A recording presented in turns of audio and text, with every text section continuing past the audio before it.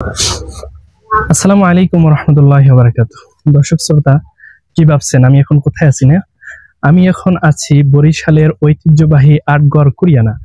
এই আটগড় কুরিয়ানা আপনারা অনেকেই চিনে থাকবেন এবং অনেকেই নাম শুনে থাকবেন।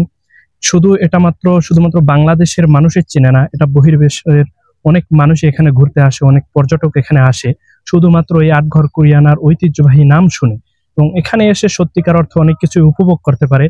তার মধ্যে অন্যতম হলো আটঘর কুরিয়ানার ঐতিহ্যবাহী পেয়ারা বাগান।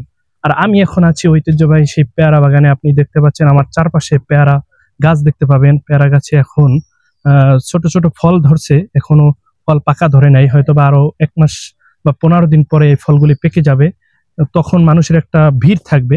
তো এখন তেমন একটা ভিড় নেই, এখন কিছু মানুষ আসে, আমরাও আসছি। কিছু কিছু পেয়ারা পাকা পাওয়া যায়, অল্প কিছু। তো এখানে অনেকেই আসছে ঘুরতে, আপনারা দেখতে পারবেন। আমাদের সাথে আমাদের এক বড় ভাই আছে, দেখুন। আসসালামু আলাইকুম রাহমাতুল্লাহ। কেমন আছেন ভাই? আলহামদুলিল্লাহ। আপনারা কেমন আছেন? আলহামদুলিল্লাহ। আপনি কোথা থেকে আসছেন? আমরা আসছি বরিশাল নতুল্লাবাদ কাশীপুর থেকে। আটগান কুরিয়ার আমরা পেয়ারা খাইতে আসছি, ঘুরতে আসছি, দেখতে আসছি। আচ্ছা, এখানে এসে আপনার এই পেয়ারা বাগানের দৃশ্য কেমন লাগতেছে? খুবই আলহামদুলিল্লাহ, খুবই ভালো লাগছে। না আসলে বোঝা যাবে না যে এত মজা এখানে। আচ্ছা, আমার দর্শকদেরকে আপনি কি আসতে অবশ্যই তাদের আসার জন্য দাওয়াত রইলো। তারা যেন অতি শীঘ্রই আসে, না কিন্তু পেয়ারা পরে আসলে আর পাবে না। কিন্তু যাক, শুকরিয়া। সবাইকে দাওয়াত, আপনারা আসবেন ঘুরতে এবং দেখবেন, উপলব্ধি করবেন। ধন্যবাদ, আজকের জন্য বিদায় নিচ্ছি। আসসালামু আলাইকুম ওয়া রাহমাতুল্লাহ।